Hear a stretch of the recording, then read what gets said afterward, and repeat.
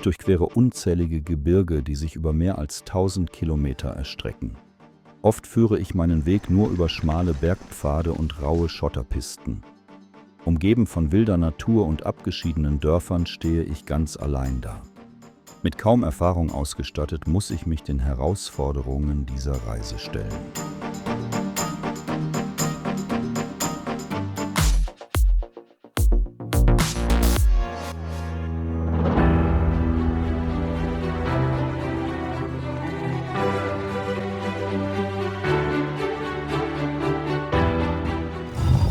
Es war kein gewöhnlicher Morgen. Heute stand eine Überfahrt mit der Fähre über den Kommand-Stausee auf dem Programm. Der war kürzeste Weg zum anderen Punkt meiner Reise vorsetzen. Ticket hatte ich bereits online gebucht und ich war gespannt, wie alles ablaufen würde. Danach galt es, die letzten 3 Kilometer von meiner Unterkunft zur Anlegestelle zurückzulegen. Der Weg dorthin führte durch einen dunklen Tunnel, der leider mit Plastikflaschen, Kanistern und anderem Müll verunreinigt war. Mein Fahrradlicht war nicht besonders hell, sodass ich vorsichtig fahren musste, um rechtzeitig alles zu erkennen. Meine Aufregung stellte sich letztlich als unbegründet heraus. Die Einschiffung verlief ganz unkompliziert. Ich zeigte einfach das Ticket auf meinem Smartphone vor, das ich per E-Mail erhalten hatte, suchte mir einen Platz für Red und für mich aus und war bereit. Die Abfahrtszeiten waren symbolisch. Ich musste fast 1 Stunde warten, bis das Schiff proppenvoll war. Schließlich gab es ein grünes Licht und wir legten ab. Jahr für Jahr und Tag für Tag sind diese Schiffe bis zum Rand gefüllt. Das bereitet mir ein wenig Sorgen, wie es damit weitergehen wird. Ich hoffe, dass die Betreiber wissen, was sie tun und dass die Schiffe ordnungsgemäß kontrolliert und gewartet werden. Die Reise selbst war ein wenig spektakulär. Das erste Drittel der Strecke war faszinierend, doch danach schien alles gleichförmig und wiederholte sich andauernd, als hätte ich die Landschaft schon einmal gesehen. Nach 2,5 Stunden erreichte ich schließlich sicher das andere Ufer. Ich setzte meine Fahrt fort und genoss die Umgebung. Auf meine Route nächstes größere Ort Bayram Khori mit seinen 4000 Einwohnern.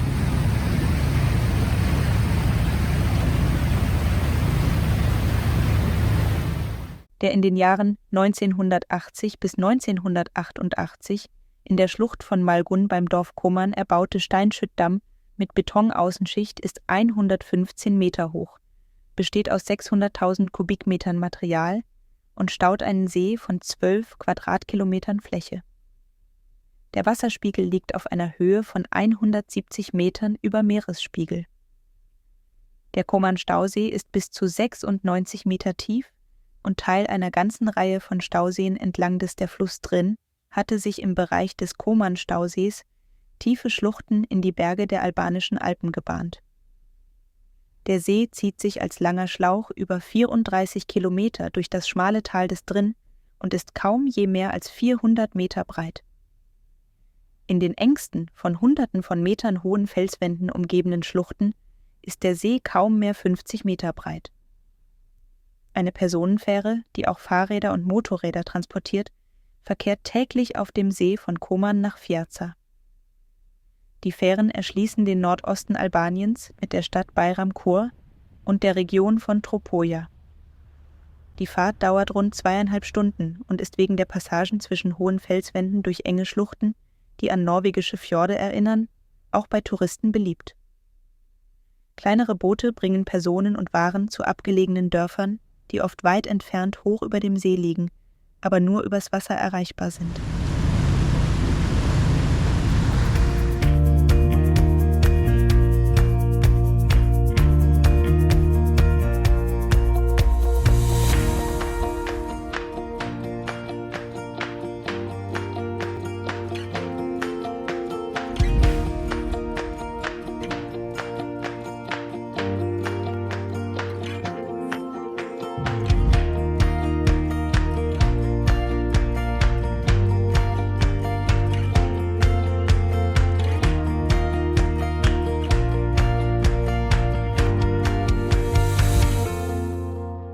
Ich setze meine Reise vor.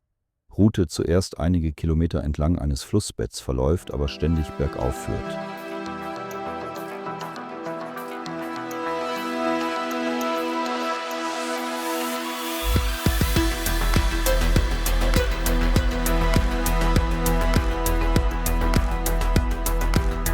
Diese hübsche Statue eines Kochs zeigt auf Restaurant in eine Baugrube, doch ich habe dort keine Gebäude gesehen.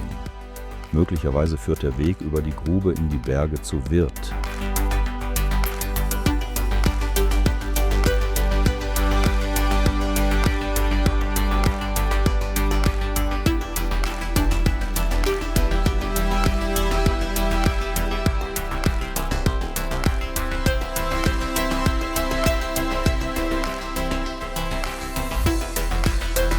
Auf meinem Weg habe ich eine natürliche Wasserquelle entdeckt, die mir eine willkommene Erfrischung bot. Die angenehme Temperatur von etwa 25 Grad sorgten für eine fast perfekte Fahreigenschaften.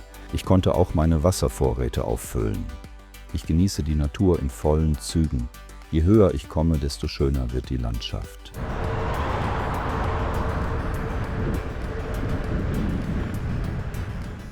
Die heiligen Kühe sind fast überall anzutreffen und gehen mutig ihren Weg, während sie täglich Risiken von Verletzungen oder sogar Tod eingehen. Das gilt ebenso für die Verkehrsteilnehmer. In der Ferne sehe ich die blauen Berge, wo ich meine nächste Übernachtungsmöglichkeit vermute. Obwohl ich auf Google Maps einige Unterkünfte gefunden habe, ich habe bisher keine Buchungsmöglichkeit gefunden.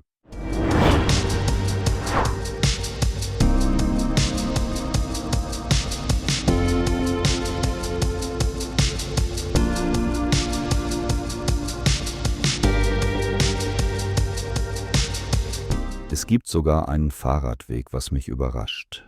Ich vermute, dass in der Stadt nicht viele Radfahrer unterwegs sind, da Fußgänger und Autos gelegentlich ebenfalls diesen Weg nutzen. Was für eine atemberaubende Aussicht. Gleichzeitig bereitet es mir ein wenig Sorgen, dass ich genau in diese Berge hinaufsteigen muss. Immer höher und höher. Das Wetter beginnt sich zu verschlechtern und wie so oft wird es ausgerechnet zum unpassendsten Zeitpunkt und an der ungünstigsten Stelle regnen. Ich kann meinen Augen kaum trauen. Selbst in den albanischen Alpen sieht man Kühe mit Glocken.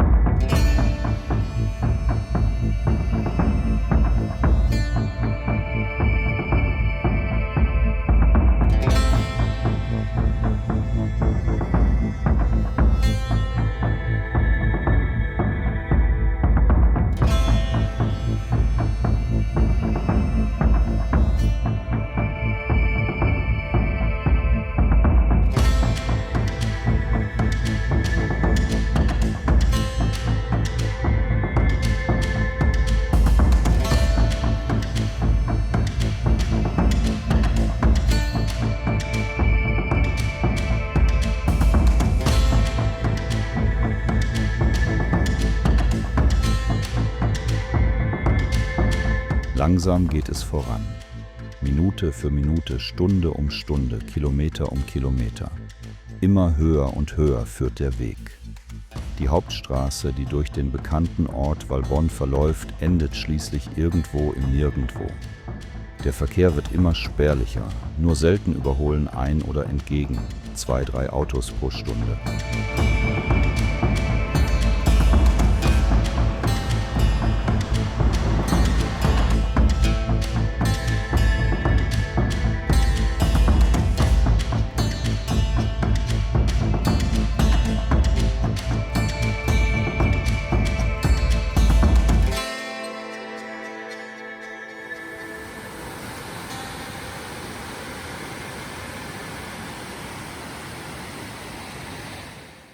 Bald muss ich die Hauptstraße verlassen und auf einen Schotterweg abbiegen, der mich zur Spitze führt. Nach meinen Recherchen gibt es dort Übernachtungsmöglichkeiten und ich hoffe, ein Dach über dem Kopf zu finden.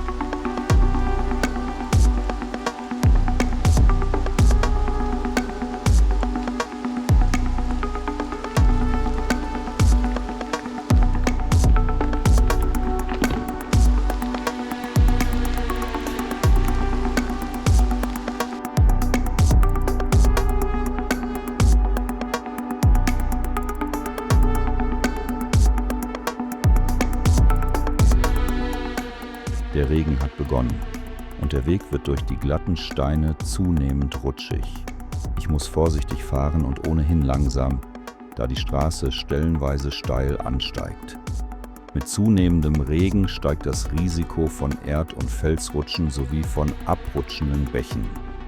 Es ist beeindruckend, wie schnell sich alles in den Bergen verändert. Das Tageslicht und das Wetter scheinen hier eine eigene Dynamik zu haben. Die Umgebung ist gleichzeitig gefährlich, märchenhaft und dramatisch, fast so fesselnd wie in einem Horrorfilm.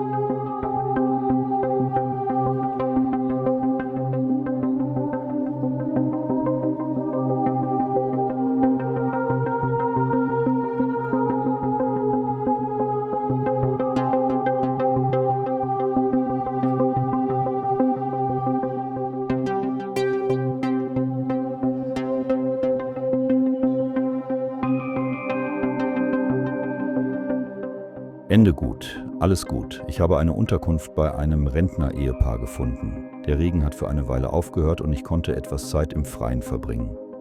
Der Hausherr hat mir einen selbstgemachten Kräutertee geschenkt, der aus frisch gesammelten Kräutern zubereitet wurde. Der Tee hat einen hervorragenden Geschmack und einen betörenden Duft. Währenddessen kann ich die Haustiere und die Vögel beobachten, was mich an meine Jugend erinnert. Damals habe ich oft solche Szenen erlebt und es bereitet mir immer noch große Freude, sie zu beobachten.